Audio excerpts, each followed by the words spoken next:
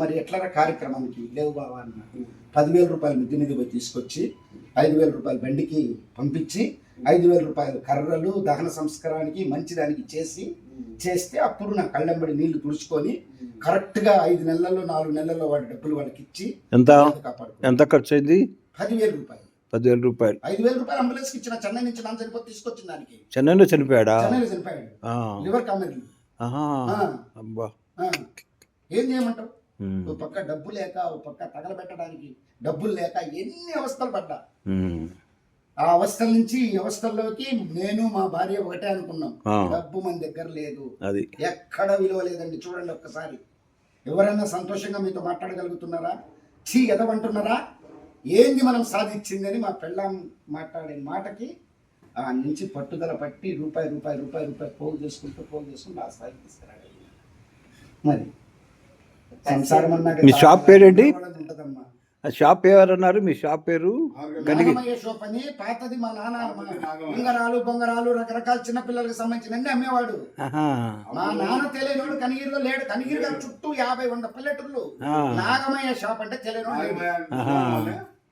నాగమయ్య అంటే అందులో ఇప్పుడు మా పిల్లలు ఎవరైనా సరే నాన్న బస్సు ఎక్కుదామంటే ఎందుకు నాగమయ్య కొట్టుకు పోరా, బస్సు ఇస్తాడు, ఆయన ఇస్తాడు అంట. చిన్న బస్సులు, విమానం ఉందా, హెలికాప్టర్ ఉందా అని అడిగేవాడు. బొమ్మలు ప్రతి తిరునాళ్ళు వస్తే తిరునాళ్ళకి పోయి పెట్టెలు నెత్తిన పెట్టుకొని మా అమ్మ మా నాయన బొమ్మలు కుట్టేసుకొని అమ్ముకొని ఇంటికి తీసుకొచ్చుకునేవాళ్ళు.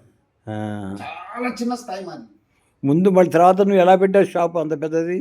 రియల్ ఎస్టేట్ లో అదృష్టం కొద్దీ ఒక 80-70 లక్షలు పైన సంపాదించా. రియల్ ఎస్టేట్ లో దాంతో డెవలప్ దాదాపు 2010లో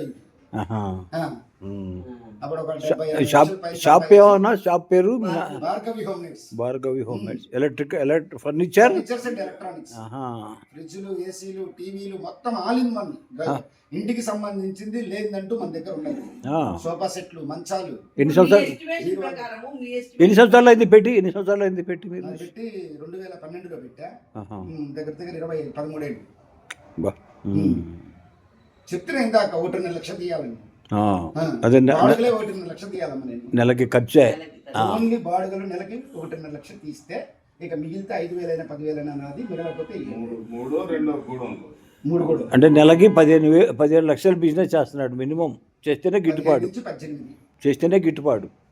అది 2 కోట్లు ఉంటుంది. అది మరి అంత ఆ ధైర్యం మరి ఎలా వచ్చింది? పట్టుదట్టు ఉంటేనే కదా మరి.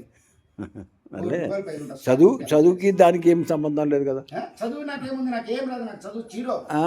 10th క్లాస్ అప్పుడు ఒకటే చెప్పిండు అయ్యవారు, 365 రోజులు వెళ్ళిపోతున్నావురా, ఒక స్టోరీలో 2 లైన్లు చదివి నాకు చెప్పురా చాలు. రాస్తాను, నేనేం చేద్దామన్నా. ఇవాళ అదే సార్ నా కౌంటర్లో కూర్చొని ఇంత పెద్ద వ్యాపారం చేస్తున్నావు రప్పువాడి నువ్వు అని వాషింగ్ మిషన్, ఏసీ నా దగ్గర కొనుక్కొని చూడు. మరి మనిషికి పట్టుదల ఉంటే ఏమైనా ఒకటి. ఆ రోజుల్లో చదువు లేకపోయినా బతకగలిగినాం. ఇవాళ చదువు లేకపోతే బతకలేము. ఇవాళ 0 చదువు లేని బతుకు 0. కూలి పని పోవాల్సిందే కానీ తెలివితేటలు లేక చదువు లేకపోతే ఏం చేయలేడు వాడు. మన గట్టితనము, మన మొండితనము పిల్లల దగ్గర ఉందా? లేదు.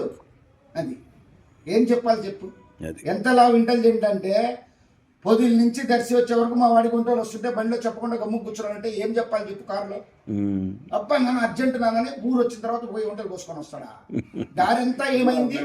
ఆ మాత్రం ఆలోచన సెన్స్ రాలా నీకు?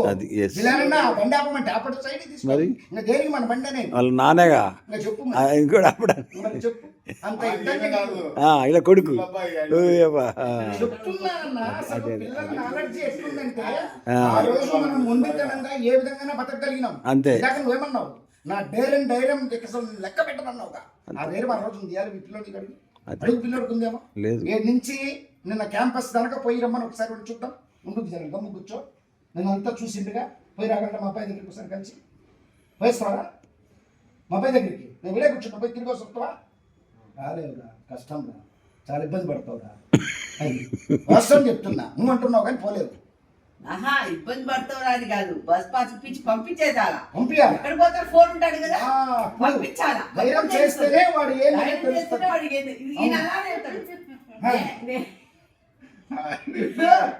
బాబాయ్ వచ్చిన బాబాయ్ అంటే ఆ బస్ ఆ నెంబర్ బస్ ఎక్కినా రారా? ముందు నీకై నువ్వు నేర్చుకుంటే కదా, తర్వాత ఇంకొకళ్ళు నేర్పించేది. అది. నువ్వే నేర్చుకోలేకపోతే అవతలకి ఏం నేర్పిస్తావు? రాత్రి చెప్పిన చూడు అలా ఒక చోట వదిలిపెట్టేసి వచ్చి ఇటు రాత్రి మనిషికి మొండితనం మించింది లేదు. అది మొండితనం ఉండాలి, మొండితనమే మనిషిని సాధించాలి కాపాడుతుంది. అనేది మొండితనం ఉండాలి, ధైర్యము మొండి. ముందు కోరిక ఉండాలి, ఇది చేయాలనేది. తెలివిగల్లోడి కంటే మొండోడే గట్టోడు. గట్టోడు. ఎస్. వాడు ఎన్ని తెలివితేటలున్నా వాడు సాధించలేడు. మొండితనం మీద వీడు సాధించగలుగుతాడు, అది లెక్క.